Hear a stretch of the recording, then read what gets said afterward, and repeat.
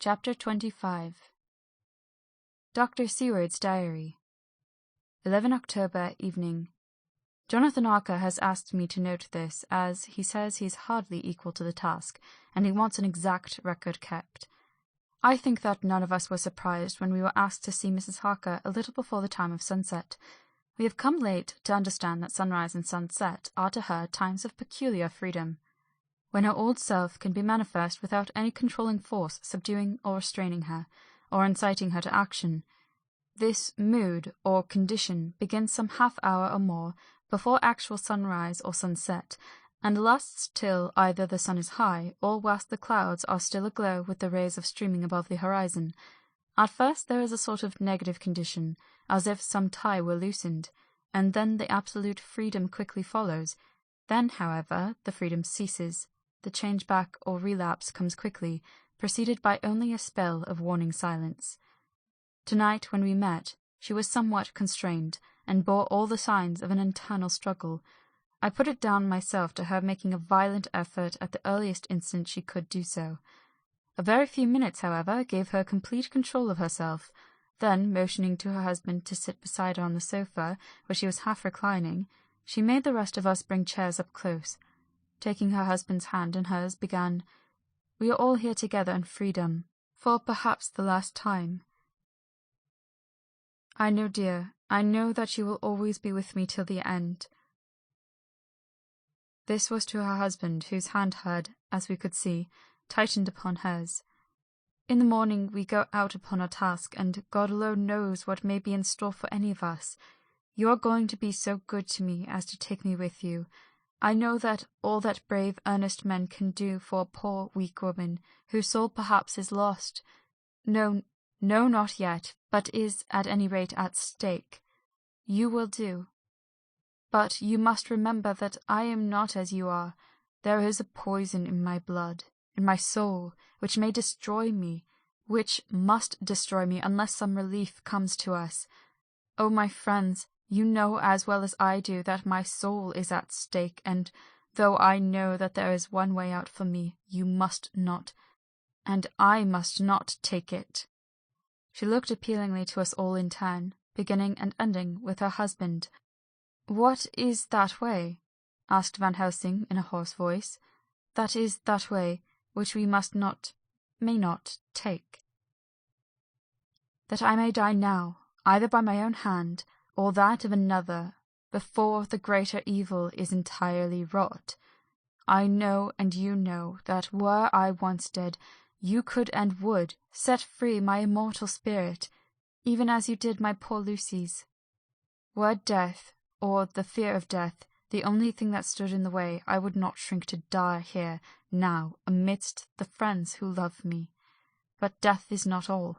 I cannot believe that to die in such a case, when there is hope before us and a bitter task to be done, is God's will. Therefore I, on my part, give up here and the certainty of eternal rest, and go out into the dark where may be the blackest things that the world or the nether world holds."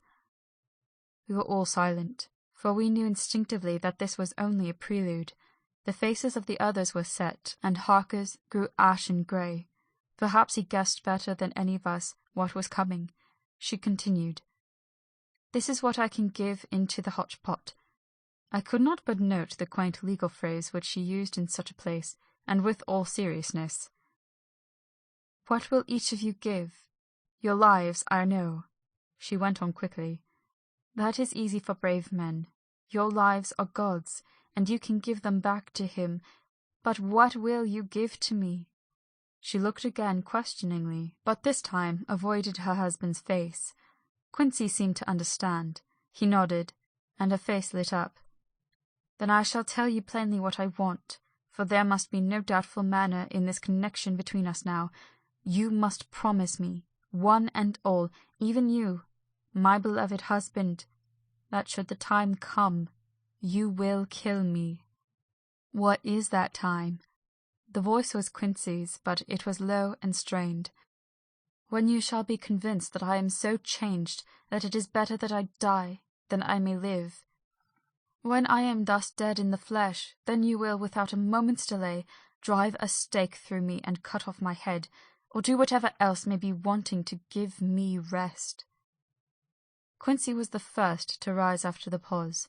He knelt down before her, and taking her hand in his, said solemnly, "I'm only a rough fellow, who hasn't perhaps lived as a man should to win such a distinction, but I swear to you, by all that I hold sacred and dear, that, should the time ever come, I shall not flinch from the duty that you have set us, and I promise you, too, that I shall make all certain, for if I am only doubtful, I shall take it that the time has come." "My true friend," was all she could say amidst her fast-falling tears, as, bending over, she kissed his hand. "I swear the same, my dear Madame Mina," said Van Helsing. "And I," said Lord Godalming, each of them in turn kneeling to her to take the oath. "I followed myself." Then her husband turned to her, worn-eyed, and with a greenish pallor which subdued the snowy whiteness of his hair, and asked, "And must I, too, make such a promise, O my wife?" "You too, my dearest," she said, with infinite yearning of pity in her voice and eyes. "You must not shrink. You are nearest and dearest all the world to me. Our souls are knit into one, for all life and all time. Think, dear, that there have been times when brave men have killed their wives and their womankind to keep them from falling into the hands of the enemy. Their hands did not falter any the more because those they loved implored them to slay them. It is men's duty towards those whom they love, in such times of sore trial, and oh, my dear, if it is to be that I must meet death at any hand, let it be at the hand of him that loves me best. Dr. Van Helsing, I have not forgotten your mercy in poor Lucy's case to him who loved." She stopped with a flying blush, and changed her phrase. "To him who had best right to give her peace. If that time shall come again, I look to you to make it a happy memory of my husband's life, that it was his loving hand which set me free from the awful thrall upon me." "Again, I swear," came the Professor's resonant voice. Mrs. Harker smiled, positively smiled, as with a sigh of relief she leaned back and said, "And now one word of warning, a warning which you must never forget. This time, if it ever come, may come quickly and unexpectedly, and in such case you must lose no time in using your opportunity. At such a time I myself may be, nay, if the time ever comes, shall be, leagued with your enemy against you. One more request." She became very solemn as she said this. "It is not vital and necessary like the other, but I want you to do one thing for me, if you will." We all acquiesced, but no one spoke. There was no need to speak. "I want you to read the burial service." She was interrupted by a deep groan from her husband. Taking his hand in hers, she held it over her heart, and continued, "You must read it over me some day. Whatever may be the issue of all this fearful state of things, it will be a sweet thought to all or some of us. You, my dearest, will I hope read it, for then it will be in your voice in my memory for ever, come what may." "But, oh, my dear one," he pleaded, "death is afar off from you." "Nay," she said, holding up a warning hand, "I am deeper in death at this moment than if the weight of an earthly grave lay heavy upon me." "Oh, my wife, must I read it?" he said before he began. "It would comfort me, my husband," was all she said, and he began to read when she had got the book ready. How could anyone, tell of that strange scene, its solemnity, its gloom, its sadness, its horror, and withal its sweetness? Even a skeptic, who can see nothing but a travesty of bitter truth in anything holy or emotional, would have been melted to the heart had he seen that little group of loving and devoted friends kneeling round that stricken and sorrowing lady, or heard the tender passion of her husband's voice, as in tones so broken with emotion that often he had to pause. He read that simple and beautiful service from the burial of the dead. I I cannot go on, words and voice fail me. She was right in her instinct. Strange as it all was, bizarre as it may hereafter seem to us who have felt its potent influence at the time, it comforted us much, and the silence, which showed Mrs. Harker's coming relapse from her freedom of soul, did not seem so full of despair to any of us as we had dreaded. Jonathan Harker's Journal. 15 October, Varna. We left Charing Cross on the morning of the 12th, got to Paris at the same night, and took the places secured for us in the Orient Express.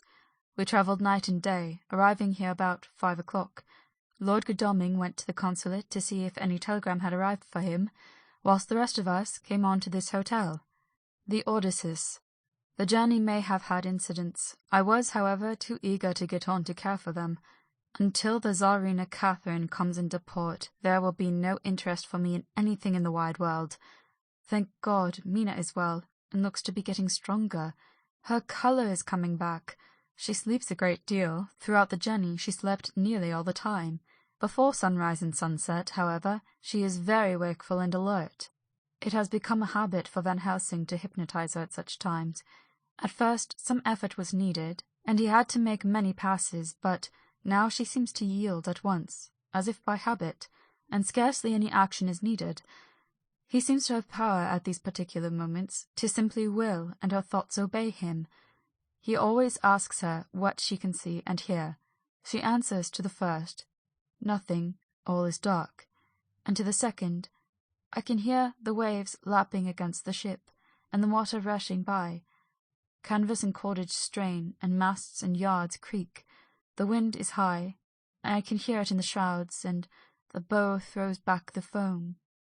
It is evident that Tsarina is still at sea, hastening on her way to Varna. Lord Godalming has just returned. He had 4 telegrams, 1 each day since we arrived, and all to the same effect, that the Tsarina Catherine had not yet been reported to Lloyd's from anywhere. He had arranged before leaving London that his agents should send him every day a telegram saying if the ship had been reported. He was to have a message even if she were not reported, so that he might be sure that there was a watch being kept at the other end of the wire.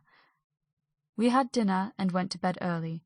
Tomorrow we are to see the Vice-Consul, and to arrange, if we can, about getting on board the ship as soon as she arrives.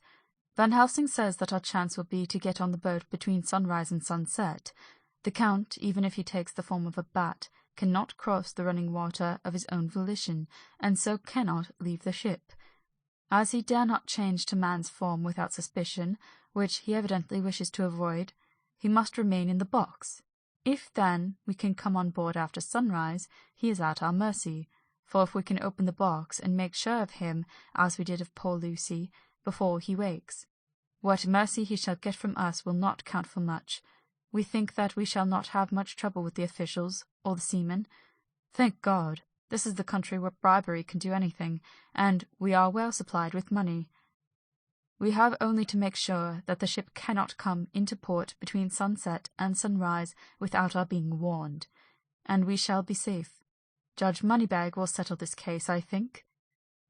16 October. Mina's report still the same. Lapping waves and rushing water, darkness and favouring winds. We are evidently in good time, and when we hear of the Tsarina Catherine, we shall be ready. As she must pass the Dardanelles, we are sure to have some report. 17 October. Everything is pretty well fixed now, I think, to welcome the Count on his return from his tour. Godalming told the shippers that he fancied that the box sent abroad might contain something stolen from a friend of his, and got a half-consent that he might open it at his own risk. The owner gave him a paper telling the captain to give him every facility in doing whatever he chose to board on the ship, and also a similar authorization to his agent at Varna. We have seen the agent, who was much impressed with Godalming's kindly manner to him, and we are all satisfied that whatever he can do to aid our wishes will be done. We have already arranged what to do in case we get the box open. If the Count is there, Van Helsing and Seward will cut off his head at once and drive a stake through his heart. Morris and Godalming and I shall prevent interference, even if we have to use the arms which we shall have ready. The professor says that if we can so treat the Count's body, it will soon fall into dust. In such case, there would be no evidence against us, in case any suspicion of murder were aroused. But even if it were not, it should stand or fall by our act, and perhaps some day this very script may be evidence to come between some of us and a rope. For myself, I should take the chance only too thankfully if it were to come. We mean to leave no stone unturned to carry out our intent. We have arranged with certain officials that the instant that Tsarina Catherine is seen, we are to be informed by a special messenger. 24 October. A whole week of waiting. Daily telegrams to Godalming, but only the same story. Not yet reported. Mina's morning and evening hypnotic answer is unvaried. Lapping waves, rushing water, and creaking masts. Telegram, October 24th. Rufus Smith, Lloyd's, London, to Lord Godalming, care of H.B.M., Vice-Consul, Varna. Tsarina Catherine reported this morning from Dardanelles. Dr. Seward's Diary, 25 October. How I miss my phonograph! To write a diary with a pen is irksome to me, but Van Helsing says I must. We were all wild with excitement yesterday when Godalming got his telegram from Lloyd's. I know now what men feel in battle when the call to action is heard. Mrs. Harker, alone of our party, did not show any signs of emotion. After all, it is not strange that she did not, for we took special care not to let her know anything about it, and we tried not to show any excitement when we were in her presence. In the old days she would, I am sure, have noticed no matter how we might have tried to conceal it, but in this way she is greatly changed during the past 3 weeks. The lethargy grows upon her, and though she seems strong and well, and is getting back some of her colour, Van Helsing and I are not satisfied. We talk of her often. We have not, however, said a word to the others. It would break poor Harker's heart, certainly his nerve, if he knew that we had even a suspicion on the subject. Van Helsing examines, he tells me, her teeth very carefully, whilst she is in the hypnotic condition, for he says that so long as they do not begin to sharpen, there is no active danger of a change in her. If this change should come, it would be necessary to take steps. We both know what those steps would have to be, though we do not mention our thoughts to each other. We should neither of us shrink from the task, awful though it may be to contemplate. Euthanasia is an excellent and comforting word. I am grateful to whoever invented it. It is only about 24 hours' sail from the Dardanelles to here. At the rate the Tsarina Catherine has come from London, she should therefore arrive some time in the morning, but as she cannot possibly get in before then, we are all about to retire early. We shall get up at 1 o'clock so as to be ready. 25 October noon. No news yet of the ship's arrival. Mrs. Harker's hypnotic report this morning was the same as usual, so it is possible that we may get news at any moment. We men are all in a fever of excitement, except Harker, who is calm. His hands are cold as ice, and an hour ago I found him wetting the edge of the great Gurkha knife, which he now always carries with him. It will be a bad lookout for the Count if the edge of that kukri ever touches his throat, driven by that stern, ice-cold hand. Van Helsing and I were a little alarmed about Mrs. Harker today. About noon she got into a sort of lethargy which we did not like, although we kept silence to the others.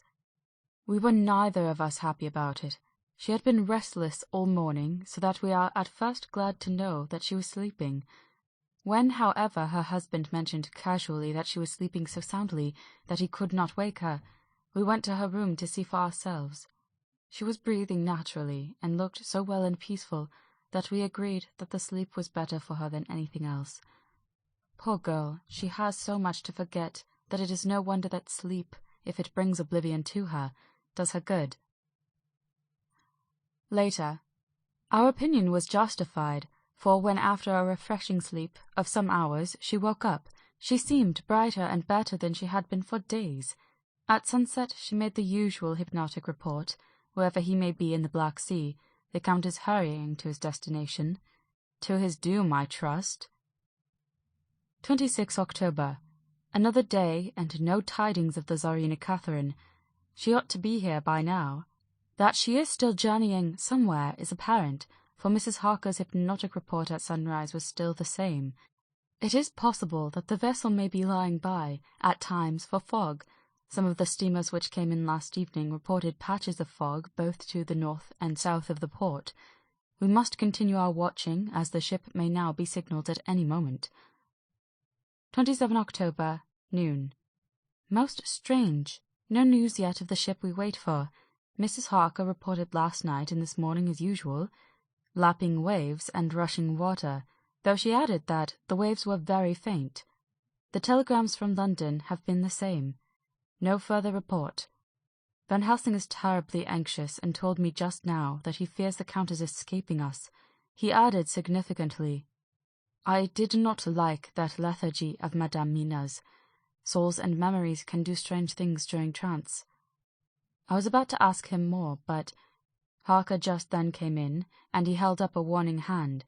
We must try tonight at sunset to make her speak more fully when in her hypnotic state. 28 October. Telegram. Rufus Smith, London, to Lord Godalming, Care HBM, Vice-Consul, Varna. Tsarina Catherine reported entering Galatz at 1 o'clock today. Dr. Seward's Diary. 28 October. When the telegram came announcing the arrival in Galatz, I do not think it was such a shock to any of us as might have been expected. True, we did not know whence or how or when the bolt would come, but I think we all expected that something strange would happen. The delay of arrival at Varna made us individually satisfied that things would not be just as we had expected. We only waited to learn where the change would occur. None the less, however, was it a surprise.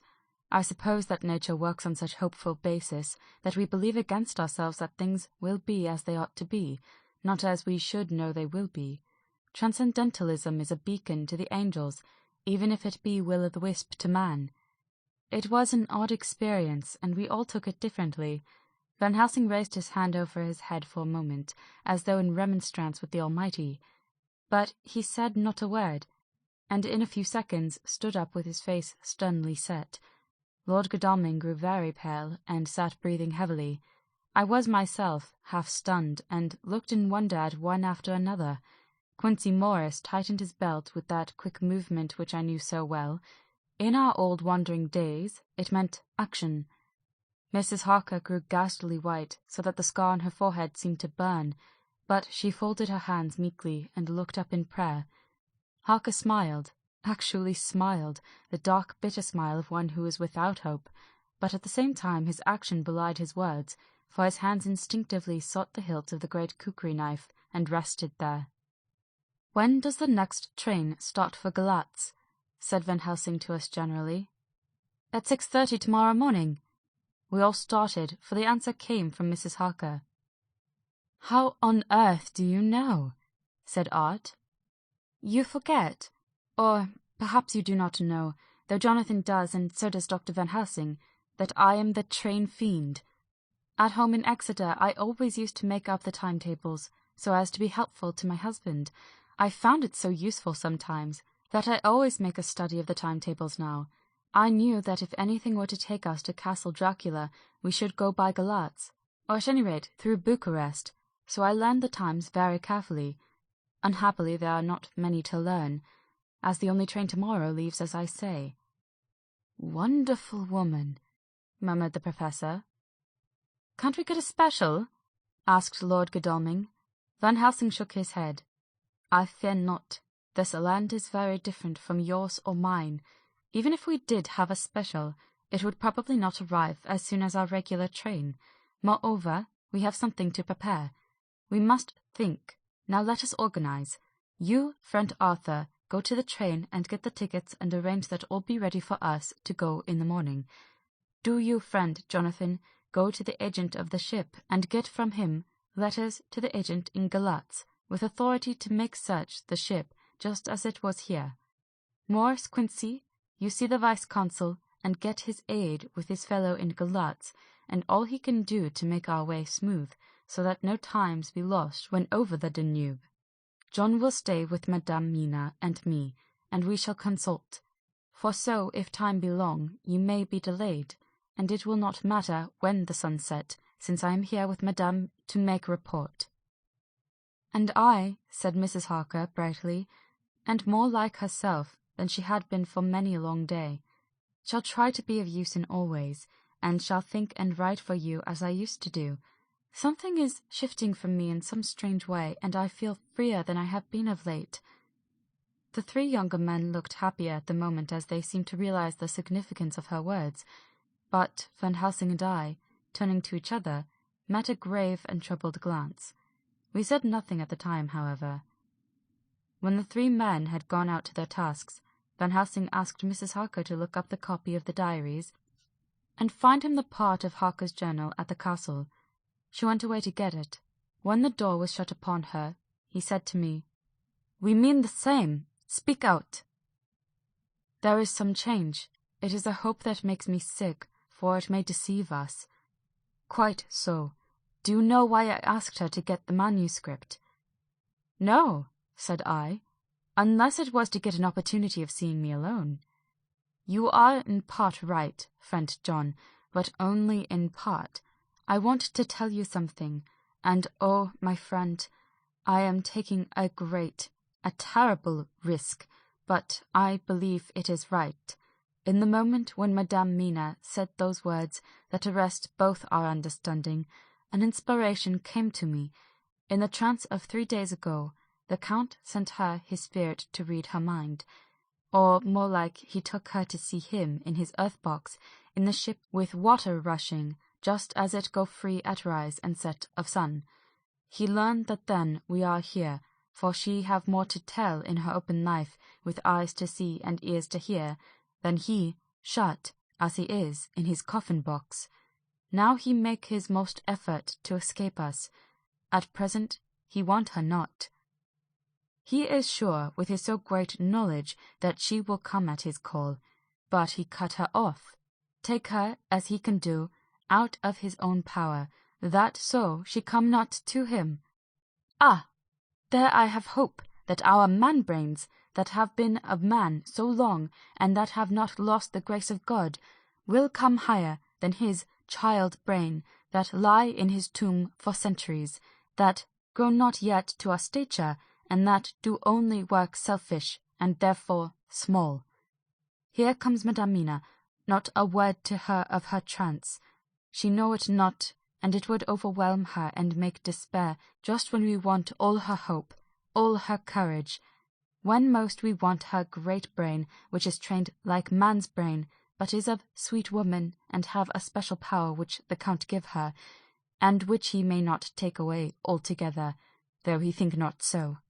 Hush, let me speak, and you shall learn, O John, my friend. We are in awful straits.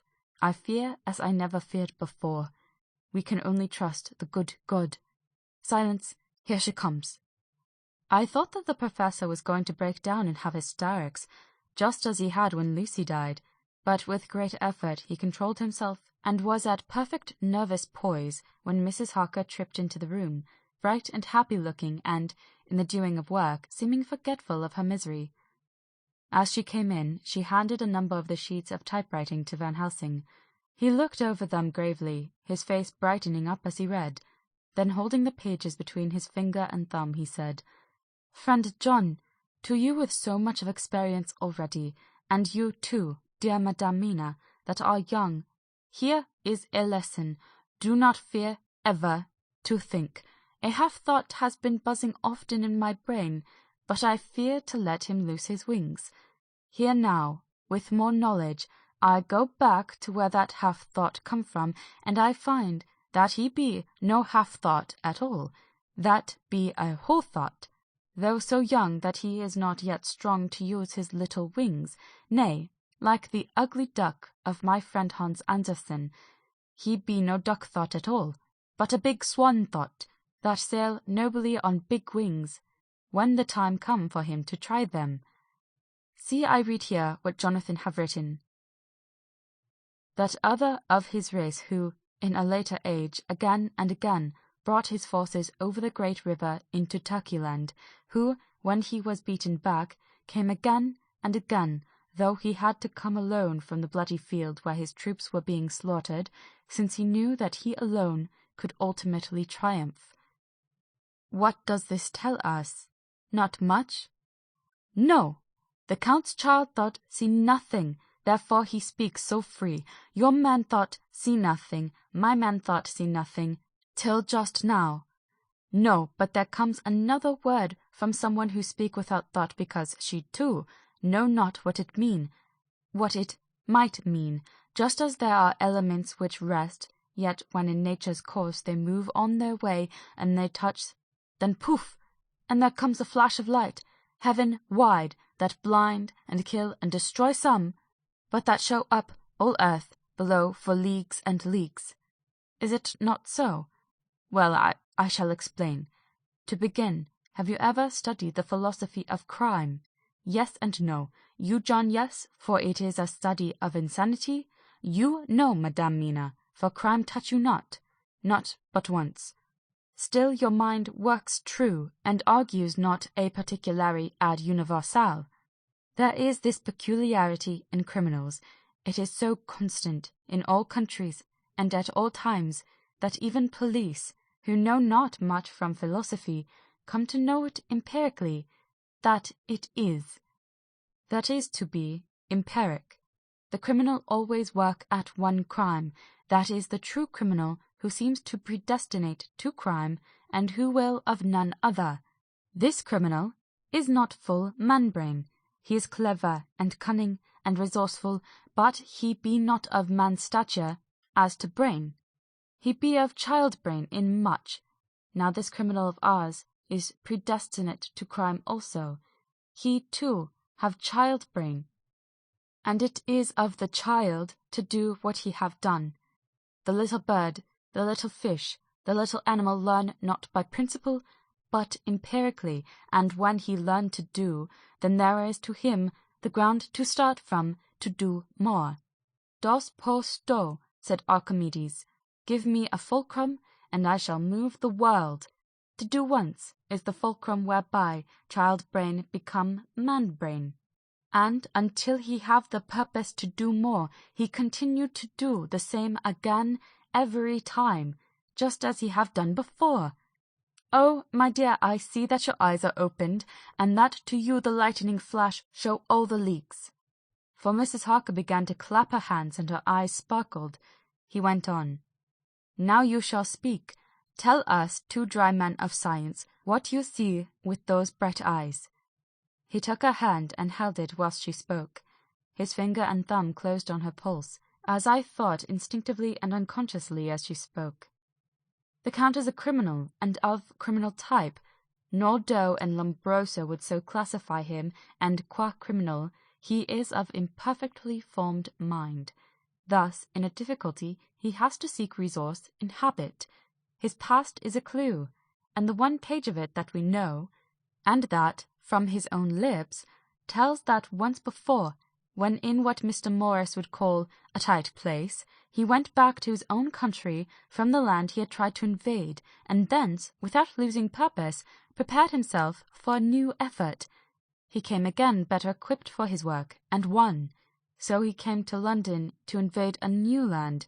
He was beaten, and when all hope of success was lost, and his existence in danger, he fled back over the sea to his home, just as formerly he had fled back over the Danube from Turkeyland. Good, good, oh, you so clever lady, said Van Helsing, enthusiastically, as he stooped and kissed her hand. A moment later he said to me, as calmly as though we had been having a sick-room consultation, 72 only, and in all this excitement, I have hope. Turning to her again, he said with keen expectation, But go on, go on. There is more to tell if you will. Be not afraid. John and I know. I do, in any case, and shall tell you if you are right. Speak without fear. I will try to, but you will forgive me if I seem egotistical. Nay, fear not. You must be egoist, for it is of you that we think. Then, as he is criminal, he is selfish, and as his intellect is small and his action based on selfishness, he confines himself to one purpose. That purpose is remorseless. As he fled back over the Danube, leaving his forces to be cut to pieces, so now he is intent on being safe, careless of all. So his own selfishness frees my soul somewhat of the terrible power which he acquired over me on that dreadful night. I felt it! Oh, I felt it! Thank God for his great mercy! My soul is freer than it has been since that awful hour, and all that haunts me is a fear lest in some trance or dream he may have used my knowledge for his ends. The professor stood up. He has so used your mind, and by it he has left us here in Varna, whilst the ship that carried him rushed through enveloping fog up to Galatz, where, doubtless, he had made preparation for escaping from us. But his child mind only saw so far, and it may be that, as ever is in God's providence, the very thing that the evil-doer most reckoned on for his selfish good turns out to be his chiefest harm. The hunter is taken in his own snare, as the great psalmist says.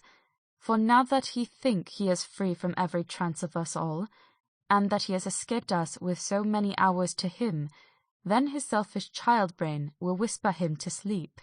He think, too, that as he cut himself off from knowing your mind, there can be no knowledge of him to you. There is where he fail. That terrible baptism of blood which he give you makes you free to go to him in spirit, as you have yet done in your times of freedom, when the sun rise and set. At such times you go by my volition, and not by his, and his power to good of you and others, as you have won from your suffering at his hands. This is now all the more precious that he know it not, and to guard himself have even cut himself off from his knowledge of our where. We, however, are not selfish, and we believe that God is with us through all this blackness and these many dark hours. We shall follow him, and we shall not flinch, even if we peril ourselves that we become like him. Friend John, this has been a great honour, and it have done much to advance us on our way. You must be scribe and write him all down, so that, when the others return from their work, you can give it to them, then they shall know as we do. And so I have written it whilst we wait the return, and Mrs. Harker has written with her typewriter all since she brought the manuscript to us. End of chapter 25.